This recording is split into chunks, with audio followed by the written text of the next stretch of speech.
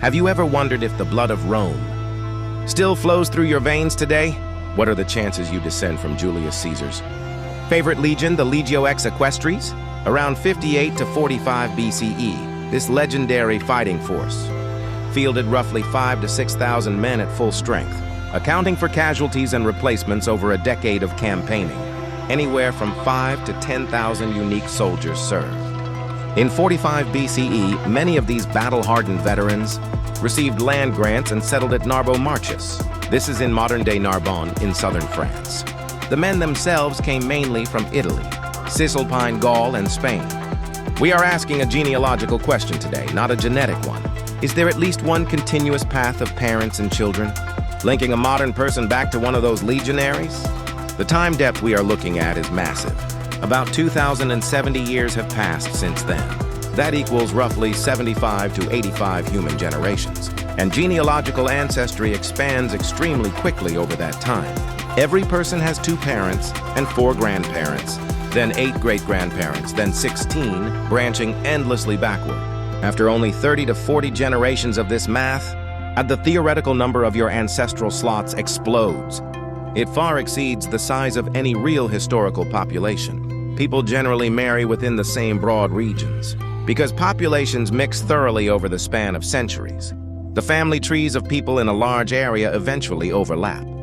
This overlap eventually becomes almost completely total. Researchers call this the identical ancestors point.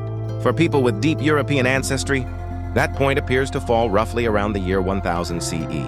After that specific horizon, about 1,000 years ago, anyone in Europe who left any surviving descendants becomes an ancestor of essentially all modern Europeans today. Charlemagne is a famous example of this mathematical certainty. Because he lived before this point and left descendants, virtually all people of European ancestry today are his genealogical descendants. Now remember Caesar's Legio X soldiers. They lived more than 1,000 years before that European point. Any Roman soldier whose lineage survived just a few centuries and mixed into the wider Western and Central European population becomes an ancestor of almost everyone with deep European roots. Settlement in southern Gaul, plus ongoing Roman-era mobility, makes thorough mixing of these bloodlines highly plausible.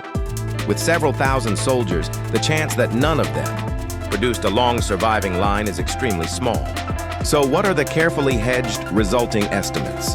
For a randomly selected person of European ancestry, the odds are near certainty, greater than 99%. The practical range is roughly 95 to 100%. For someone living in Italy or Spain with local ancestry, the odds are the same or slightly higher, effectively near certainty. But what about the rest of the world? For a randomly selected person anywhere on Earth today, the odds drop to a modest 15 to 25%. This mainly reflects the limited gene flow into other regions. Prior to the massive migrations of the colonial era, these figures rest on standard demographic models of pedigree expansion. It is not a precise laboratory measurement, but the math is clear. Thanks for joining Whispers of Battle. The 10th Legion lives on.